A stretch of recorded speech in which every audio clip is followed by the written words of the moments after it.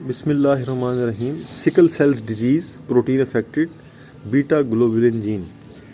Sickle cell anemia is a type of anemia. It is a normocytic type of anemia with predominant extravascular hemolysis.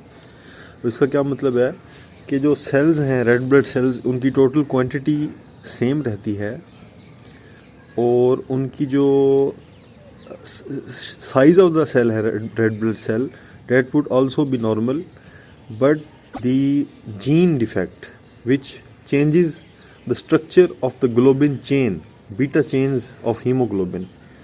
अब beta chain of haemoglobin दो अदद होंगी एक haemoglobin के molecule में, और अगर दोनों में जो अमाइनो एसिड की पॉइंट म्यूटेशन होगी, अगर दोनों चेन्स में होगी तो that would be sickle cell disease, और अगर एक चेन में पॉइंट म्यूटेशन होगी तो that would be sickle cell trait. इसको पढ़ लेते हैं. Sickle cell anaemia caused by point mutation at position 6 of beta globin chain resulting in substitution of valine for glutamic acid. Normally beta globin chain में valine मौजूद है, अगर उसकी जगह पॉइंट 6 पे विलाइन की जगह ग्लूटामिक एसिड ले लेता है, एक अमाइनो एसिड है वो भी, तो क्या होगा कि सिकल सेल एनीमिया हो जाएगा. सिकल सेल ट्रेट में सिर्फ एक चेन इफेक्ट होगी, सिकल सेल डिजीज़ में दोनों चेन इफेक्ट होंगी. सिकल सेल ट्रेट में क्या होगा कि एक चेन रहेगी ए, सिकल सेल ए, वो नॉर्मल चेन है, और दूसरी जो है वो होगी सिकल सेल एस, वो अबनॉर्मल चेन है, और जो उसकी परसेंटेज है अबनॉर्मल चेन की that would be less than 50%, और जो नॉर्मल चेन है उसकी परसेंटेज होगी more than 50%. That is why it would be just a trait. हाँ, लेबॉर्ट्री में इन वाइट्रो अगर हम उसको हीमोलाइज करना चाहें तो वो हीमोलाइज हो जाएगी, और उस केमिकल का नाम है मेटाबाइसल्फाइड स्क्रीन. इस टेस्ट का नाम है मेटाबाइसल्फाइड स्क्रीन, जिसकी बेस पे हीमोलिसिस होगी और सिकल सेल जो सिकलिंग होगी वो अकर होगी नॉर्मल रेड ब्लड सेल में या ट्रेट रेड ब्लड सेल में. लेकिन जो सिकल सेल डिजीज़ का रेड ब्लड सेल है वो किसी भी अमाउंट ऑफ प्रेशर में या ऑक्सीडेशन में, डीऑक्सीजनेशन में, डिहाइड्रेशन में, इन्फेक्शन में सिकल हो जाएगा. सिकल सेल एनीमिया में दो एस चेन्स होंगी, दो जो बीटा चेन्स हैं वो दोनों ही म्यूटेटेड हो जाएंगी, दोनों में पॉइंट म्यूटेशन होंगी. That would be sickle cell anaemia, that is HBSS.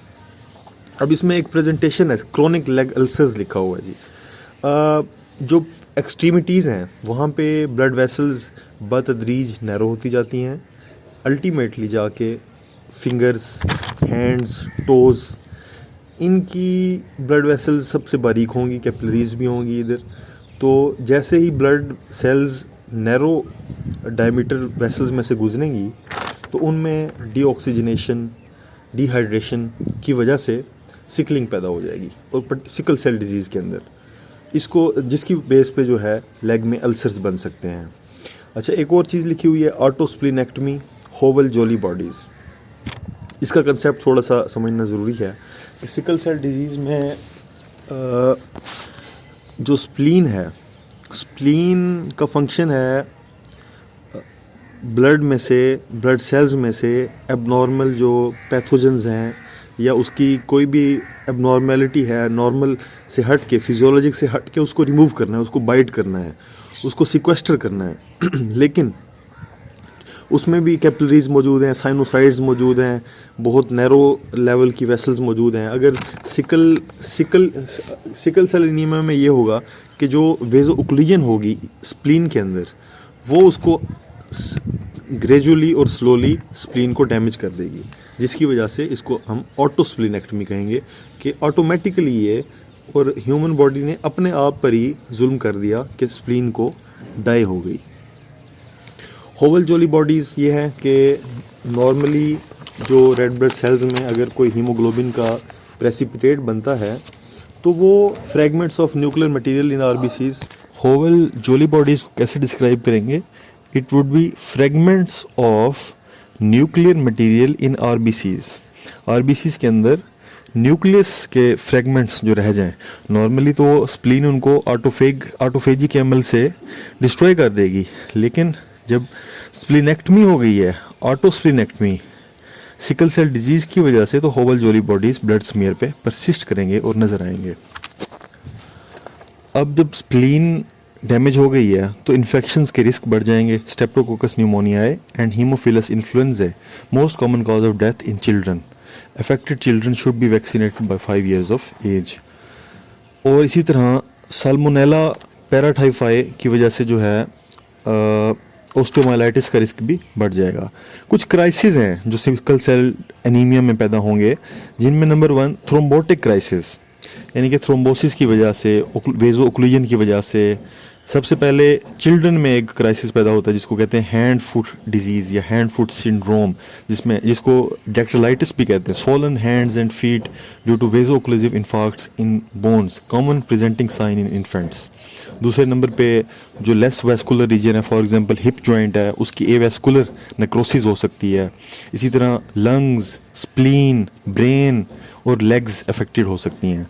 Similarly sequestration crisis, जैसे मैंने पहले बताया है कि कुछ ऑर्गन्स में जैसे कि स्प्लीन या लंग्स में पुलिंग ऑफ ब्लड होगी, ब्लड वेसल्स नैरो होंगी, उनमें से सिकलिंग पैदा होगी, ब्लड सेल्स जो हैं वो डैमेज होते रहेंगे, तो ऑटोस्प्लीनेक्टमी होगी। और एक्यूट चेस्ट सिंड्रोम एक फिनोमिनन है जिसमें डिस्नी और चेस्ट पेन होगा, that would also be due to sickle cell anaemia. इसी तरह एप्लास्टिक क्राइसिस, इन्फेक्शन अगर हो गया, बोन मैरो को अगर इन्फेक्शन इफेक्ट कर लिया हुआ है तो HB रैपिडली फॉल करेगी और एप्लास्टिक क्राइसिस की तरफ जाएगी, जिसमें पैनसाइटोपिनिया और HB की बहुत कम वैल्यू, और इसी तरह RBC और रेटिक्स काउंट की वैल्यू बहुत कम होगी, जो कि एप्लास्टिक क्राइसिस की तरफ निशानदेही करेगी। एक और इम्पॉर्टेंट फिनोमिनन जो MCQs की शक्ल में अक्सर आता है वो है जी हीमोलिटिक क्राइसिस। अच्छा, ये थोड़ा सा रेयर है, लेकिन इसमें भी हीमोग्लोबिन का फॉल बहुत ज़्यादा होगा और हीमोलिसिस ज़्यादा होगी, जिसकी वजह से जॉन्डिस जो है इसमें ख़ासकर वो जो क्वेश्चंस के सिनारियोज़ हैं उसमें नज़र आएगा। अच्छा, एक और पॉइंट नोट करने वाला जो लिखा हुआ है इधर, note this sickle cell anaemia causes nephrogenic diabetes insipidus, याद करने वाला पॉइंट है। अच्छा जी, अब इसमें एक दो सिनारियोज़ हैं जिसकी तरफ हम बढ़ेंगे। Scenario of sickle cell anaemia with HB6 and mild jaundice. अगर HB कम है, सिकल सेल एनीमिया है और जॉन्डिस हो गया है तो ये हीमोलिटिक क्राइसिस होगा, क्योंकि हीमोलिसिस में आपके पास जो है अनकॉन्जुगेटेड बिलीरुबिन और कॉन्जुगेटेड बिलीरुबिन की क्वांटिटी में इजाफा होगा। इसी तरह एक केस है, patient with known case of sickle cell anaemia presented with high grade fever and deep jaundice. Fever भी है, सिकल सेल एनीमिया है और जॉन्डिस है। Labs show low HB and normal platelets. What type of crisis has occurred? The answer is haemolytic crisis. इस तरह एक और important typical scenario, अ boy having HB 5.6 deeply jaundiced, platelets normal हैं, TLC normal है, retics count बढ़ा हुआ है, which again is showing that there is normocytic anemia or hemolytic anemia or sickle cell anemia, conjugated bilirubin 0.9, hypersplenism, having non-healing ulcers, abdominal pain, diagnosis क्या होगी? hemolytic crisis कि HB कम है, hemolysis के signs and symptoms हैं, hypersplenism है, platelets तो normal है, रेटिक्स काउंट बढ़ा हुआ है, जॉन्डिस है खासकर ये। अब बढ़ते हैं पॉइंट 158 की तरफ। इसमें सबसे पहले एक सिनारियो दिया गया है, a 65-year-old lady treated for arthritis now presented with weakness and Bruges.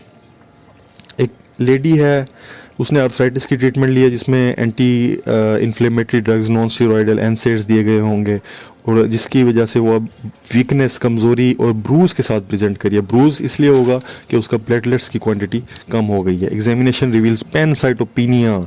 अच्छा जी, जब उसका CBC कंप्लीट ब्लड काउंट कराया गया है तो तमाम सेल्स की लाइनेज में क्वांटिटी में कमी देखी गई है।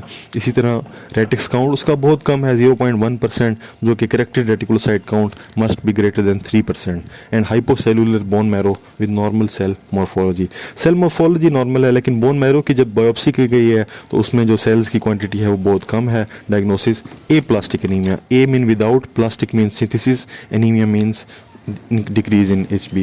Aplastic anemia definition caused by failure or destruction of myeloid stem cells. Stem cells दो टाइप्स के हैं, myeloid stem cell, lymphoid stem cell. Myeloid stem cell में granulocytes और नॉन granulocytes, या जिनमें आपके पास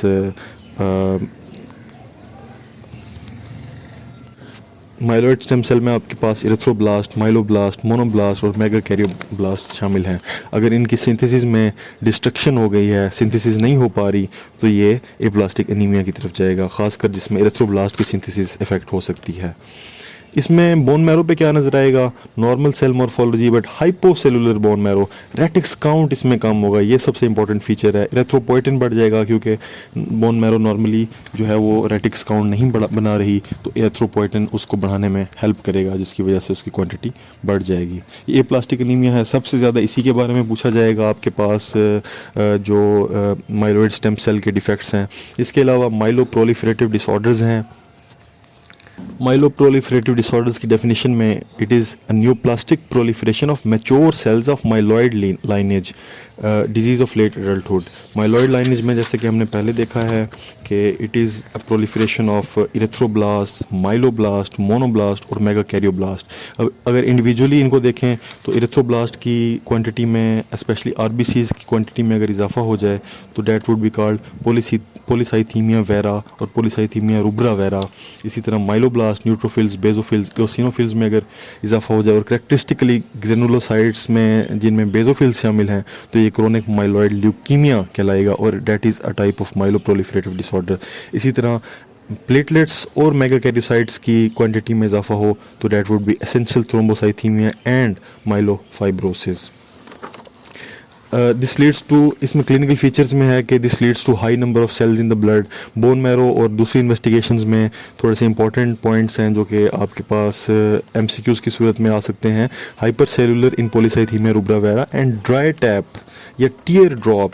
जब माइलोफाइब्रोसिस हो जाएगी माइलोप्रोलिफरेटिव डिसऑर्डर्स में, स्पेशली मेगाकैरियोसाइट्स की क्वांटिटी में इजाफा, तो उसमें tear drop cells, nucleated RBCs और इमेच्योर ग्रेनुलोसाइट्स नजर आएंगे। इसके बाद आता है myelodysplastic syndrome. Dys means abnormal, plegia means growth, cells mature abnormally described as dysplastic, hence myelodysplastic syndrome। अच्छा, माइलोइड स्टेम सेल में जितने भी सेल्स की लाइनेजेस हैं जिसमें आपके पास इरेथ्रोब्लास्ट, माइलोब्लास्ट, मोनोब्लास्ट और मेगाकैरियोब्लास्ट शामिल हैं, उसमें खासकर माइलोब्लास्ट में जो डिस्प्लास्टिक ग्रोथ होगी that would lead to myelodysplastic syndrome. Bone marrow and other investigations would reveal dysplastic and often normal cellular या hyper cellular bone marrow. Now let's practice some paper MCQs. The one I consider important in this setting of point number 158 is investigation of choice for aplastic anemia would be bone marrow biopsy. Aplastic anemia is diagnosed and on both bone marrow biopsy and trephine biopsy. Bone marrow biopsy में आप bone marrow aspirate निकालेंगे, उसके अंदर जो material है वो निकालेंगे, लेकिन ट्रिफाइन बायोप्सी में along with the bone marrow aspirate there would be a part of the bone so that the lineages can be studied much in depth and better view can be taken. Similarly characteristic feature of myelofibrosis, जैसे कि हमने पहले इसको describe किया है कि myeloproliferative disorders में जब प्लेटलेट्स खासकर जब मेगाकैरियोसाइट्स की न्यूप्लास्टिक प्रोलिफरेशन होगी तो that can lead to leuco erythroblastic smear which includes tear drop RBCs, nucleated RBCs and immature granulocytes. That would be a feature of myelofibrosis. इसी तरह एक young female taking analgesics for back ache presented with bleeding gums, epistaxis, it shows there is decrease number of platelets, she has fever and mild jaundice and hepatosplenomegaly which shows there is a defect in granulocytes, thrombocytopenia and peripheral smear shows immature cells. What is the probable diagnosis? It can also be myeloproliferative or myelodysplastic syndrome, but the answer here is drug induced anemia. That leads to the end of the topic we were studying. Thank you very much.